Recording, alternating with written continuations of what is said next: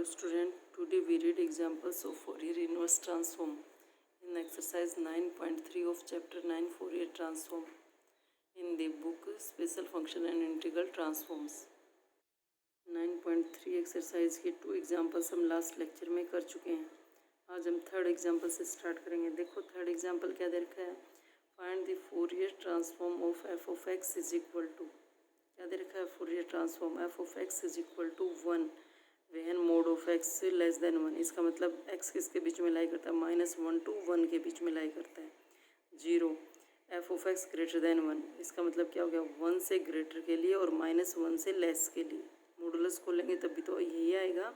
जैसे यहाँ से -1 आएगा तो ये न्यूक्लिटी चेंज हो जाएगी ना, -1 से लेस के लिए 0 और 1 से ग्रेटर के लिए भी 0। सिर्फ -1 to 1 के बीच में कितनी वैल्यू आएगी, 1 वैल्यू आएगी। हैंस इवेलुएट, ठीक है, इसका तो फोरियर ट्रांसफॉर्म निकालना है और साथ के साथ इसको भी इवेलुएट करना है। देखो फिर क्या फोरियर ट्रांसफॉर्म की क्या डेफिनेशन होती है, F of x -∞ to ∞ F of x into E of -i/x, यही होती है ना सिंपली फोरियर ट्रांसफॉर्म की डेफिनेशन। ठीक है, अब इसको सिंप्लीफाई करने के लिए ब्रेक करना पड़ेगा क्योंकि x की वैल्यू -1 to 1 के बीच में दे रखी है, इसलिए -∞ to -1, -1 to 1 और 1 to ∞।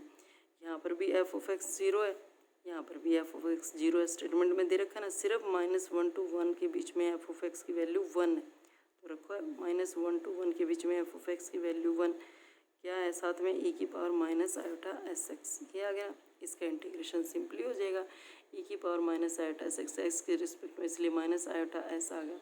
-1 to 1 पुट किया तो ये आ गया, हो गया सिंप्लीफाई।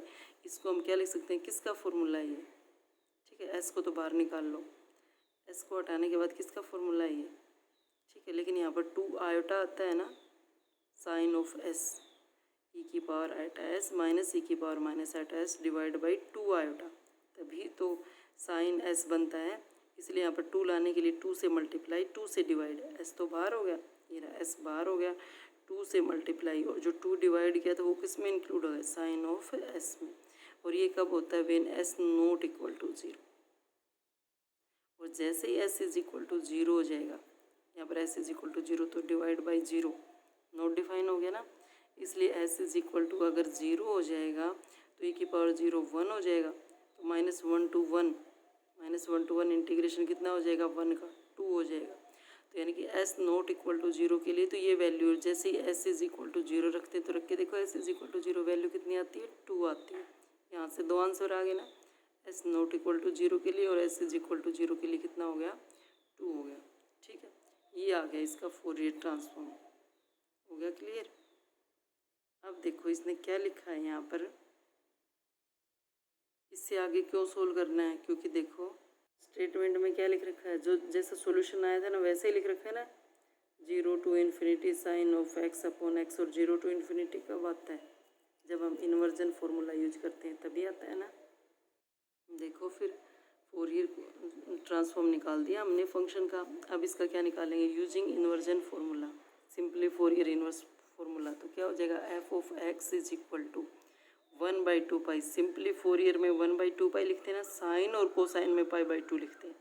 सिंपली फोरियर इन्वर्स करना है, इसलिए 1/2 पाई वही -∞ to ∞ F bar s e की पावर i/s। फोरियर इन्वर्स में यहाँ पर प्लस होता है, सिंपली फोरियर ट्रांसफॉर्म निकालते हैं तब e की पावर -i/s आता है। अब उसका इन्वर्स निकाल रहे हैं तो e की पावर i/s हो गया।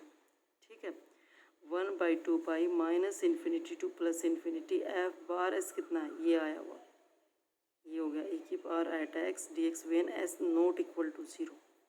ठीक है ना, s नॉट इक्वल टू 0 के लिए, और यही तो निकालना था साइन s अपॉन s वाला, तभी तो सिर्फ नॉट इक्वल टू 0 वाला लेकर चल रहे हैं।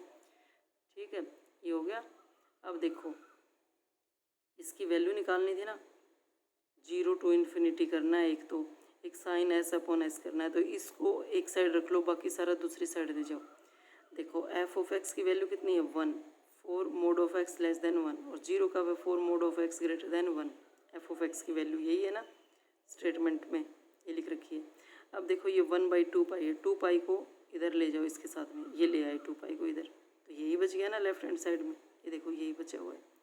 Minus infinity to infinity to sine s upon s e की power at s d s. 2 pi को अंदर लेकर जाएंगे तो 2 पाई होगा। ठीक है, हमें सिर्फ इसका सॉल्यूशन निकालना है, और वो भी किसके लिए, 0 टू इन्फिनिटी के लिए। ठीक है, तो उसकी वैल्यू निकालने के लिए एक ही पॉइंट था एक्स का, एक्स इज इक्वल टू 0। जैसे ही एक्स इज इक्वल टू 0 रखेंगे तो राइट हैंड साइड में जो mode of x less than 1 mode of x greater than 1 था वो हट जाएगा, सिर्फ क्या बचेगा, 2 पाई। और जैसे इधर एक्स इज इक्वल टू 0 रखेंगे तो ई की पावर 0 1 बच जाएगा, ये आ गया ना। अब यहाँ से 2 को हटाओ, 2 को बाहर ले आए। ठीक है, अब देखो माइनस इन्फिनिटी टू इन्फिनिटी क्या बच गया, साइन एस अपॉन एस। और ये इवन फंक्शन है ना, अकेला साइन तो ओड फंक्शन होता है, लेकिन डिवाइड बाई एस करने के बाद देखो एफ ऑफ माइनस एस रखोगे तो यहाँ से भी माइनस कॉमन, यहाँ से भी minus common, minus minus cancel होकर वही बच गया ना। एफ ऑफ माइनस एस रखते हैं तब भी एफ ऑफ एस ही आता है।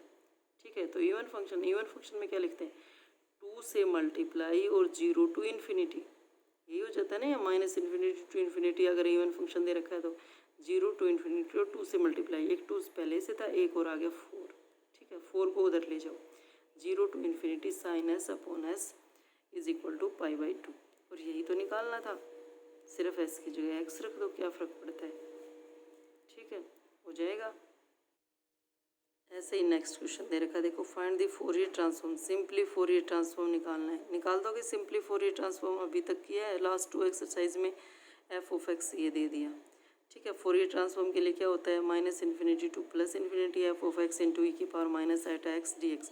अब माइनस इन्फिनिटी टू इन्फिनिटी को ब्रेक करना पड़ेगा ना, -1 to 1, माइनस इन्फिनिटी टू -1, फिर -1 to 1, फिर 1 to infinity, minus infinity to -1। ठीक है, यहाँ पर इनके लिए तो दोनों की वैल्यू कितनी है, यहाँ पर भी 0, यहाँ पर भी 0, सिर्फ ये बचेगा। और यहाँ पर एफ ऑफ एक्स की वैल्यू कितनी है, 1 माइनस एक्स स्क्वायर। ठीक है, ये आ गया 1 माइनस एक्स स्क्वायर। इसको बाई पार्ट सोल्व कर लेंगे, first part as it is, second part का इंटीग्रेशन माइनस फर्स्ट पार्ट का डेरिवेटिव, सेकंड पार्ट का इंटीग्रेशन, फिर टोटली इंटीग्रेशन, उसको फिर से सोल्व किया। First part as it is, second part का इंटीग्रेशन माइनस फर्स्ट पार्ट का डेरिवेटिव, सेकंड पार्ट का इंटीग्रेशन, और फिर से उसका इंटीग्रेशन, ये आ गया। यानी यहाँ पर कंप्लीट सोल्व कर दिया। लिमिट कितनी है, -1 to 1।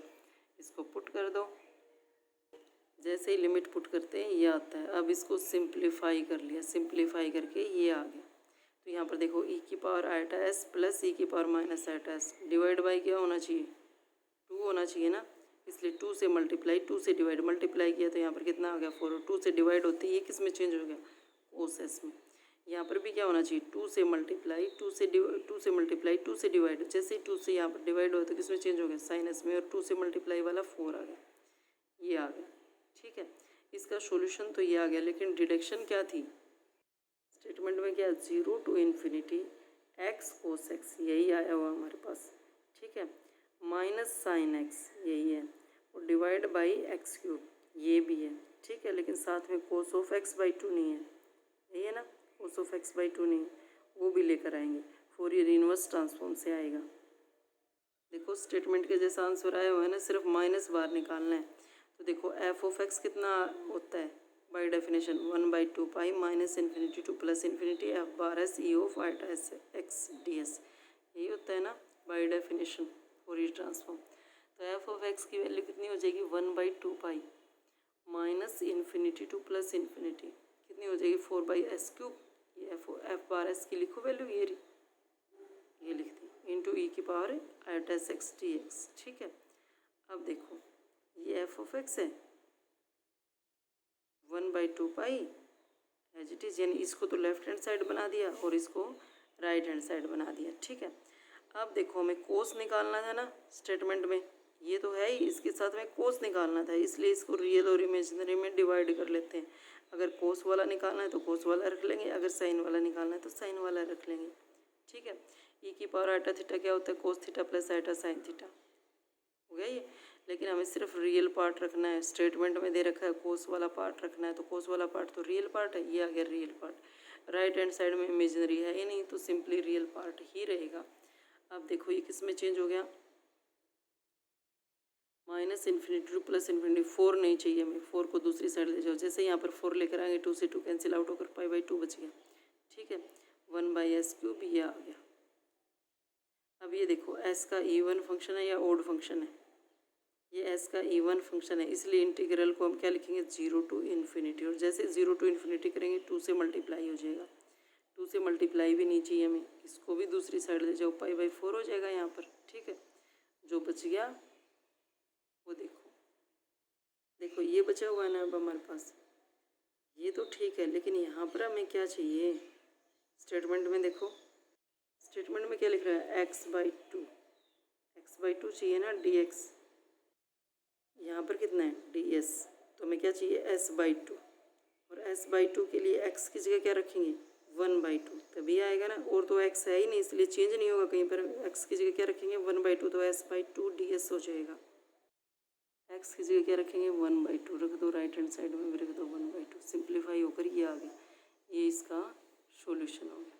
ठीक है, आज के लिए यही 2 example, Fourier sine simply Fourier transform के थे दोनों एग्जाम्पल्स। Thank you.